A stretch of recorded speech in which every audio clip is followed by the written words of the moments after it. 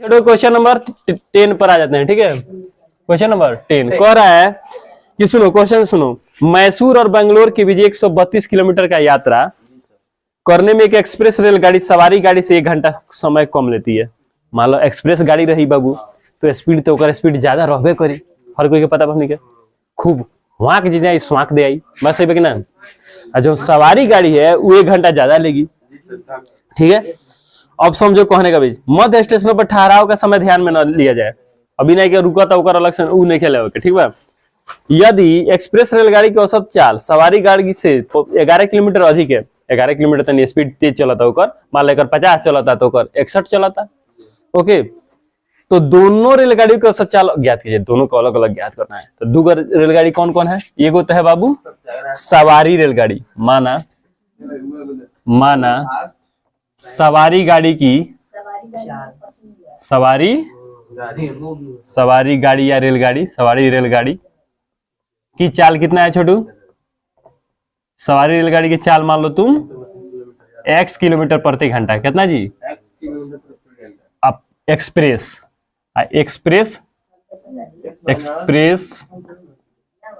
रेलगाड़ी देखा ना, एक्सप्रेस रेलगाड़ी की चाल कितना होगा छोटू? यह हो जाएगा 11 अगर ज्यादा है x प्लस 11 किलोमीटर प्रति घंटा। खूब ध्यान समझना सब क्वेश्चन को। ओके, अब देखो हो क्या रहा है, यह चाल इतना है और दूरी कितना है बाबू? प्रश्न से जतरे हाउ क्वेश्चन में 3 को बनाए थे रेलगाड़ी वाला, सेम वही में बनेगा। लिखेंगे 132 किलोमीटर की दूरी, 132 किलोमीटर की दूरी। ठीक है जी, तय करने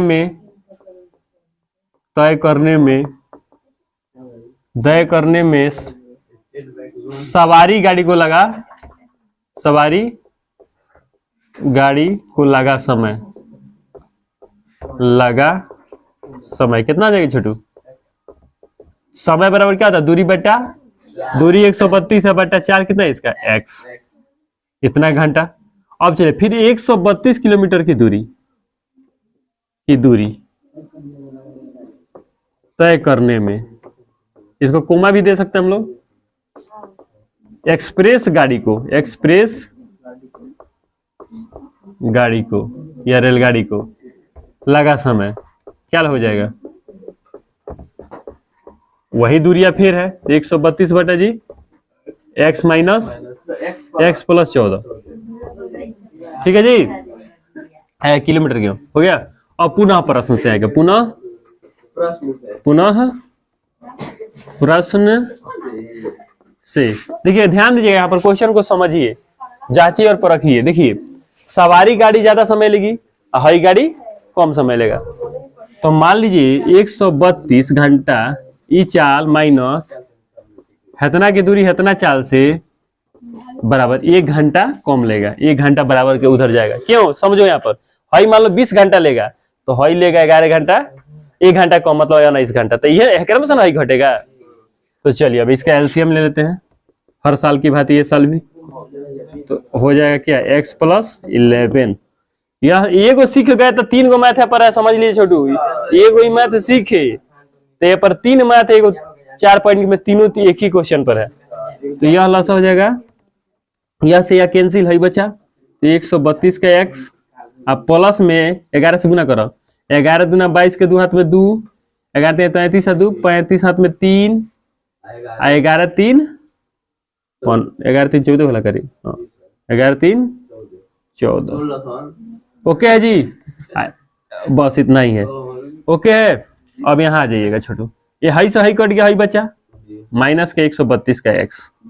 ओके है जी, बराबर का 1। कौन कौन कटेगा? कट गया। यहाँ जाइएगा बचेगा 1452, यहाँ x स्क्वायर प्लस का 11x बराबर में 1। तिरछा तिरछी गुना कर लीजिए छोटू, तो x स्क्वायर प्लस 11 का x अब बराबर में 1400 का 52। इधर खींचिए, x स्क्वायर माइनस प्लस का 11x और माइनस का 1452 बराबर वैल्यू। चलिए देखिए आपके पास हम क्या याद दिए, मूल याद दिए, मतलब कि समीकरण ला दिए दिखात। अब आपको अल्फा बीटा निकालिए जल्दी, कम ऑन फास्ट।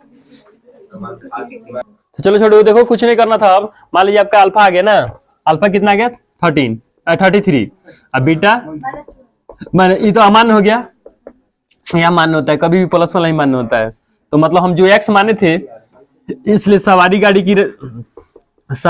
की चाल कितना हो जाएगी, सवारी गाड़ी की चाल जो एक्स माने थे हम, एक्स कितना है 33 किलोमीटर प्रति घंटा। और रेल एक्सप्रेस गाड़ी की चाल ये कितना हो जाएगा जी, वाई माने थे इसको, एक्स वाई नहीं माने थे हम इसको एक्स माइनस एक्स प्लस का 11, तो एक्स के जगह पर 30 अब प्लस 11 44 किलोमीटर प्रति घंटा हो गया। दोनों का अलग अलग आ गया। बोलो सब समझ में आ रहा है कि नहीं आ रहा है, कहाँ से 44 आया? ओ तो ये पूछ रहा था सर माइनस में 44 भी आया है, आंसर में देखा होगा तो ये जुटेगा ना इसमें एक्स वक्त। हाँ हाँ तो माइनस के लिए अमान्य होता है, वो नहीं माने, उसके चलते थोड़ा ही 44 आया, ये 44 इसके चलते एक्स का वैल्यू जो आया तुम्हारा हई आया, इसके चलते हमें ऐड हुआ तब उस 44 आया समझ में, उसके लिए नहीं आया, अल्फा बीटा के चलते नहीं आया, समझ में आ रहा है? यह तो अमान्य हो गया, इसका तो कोई मान्य ही नहीं है, ठीक है ना। चलो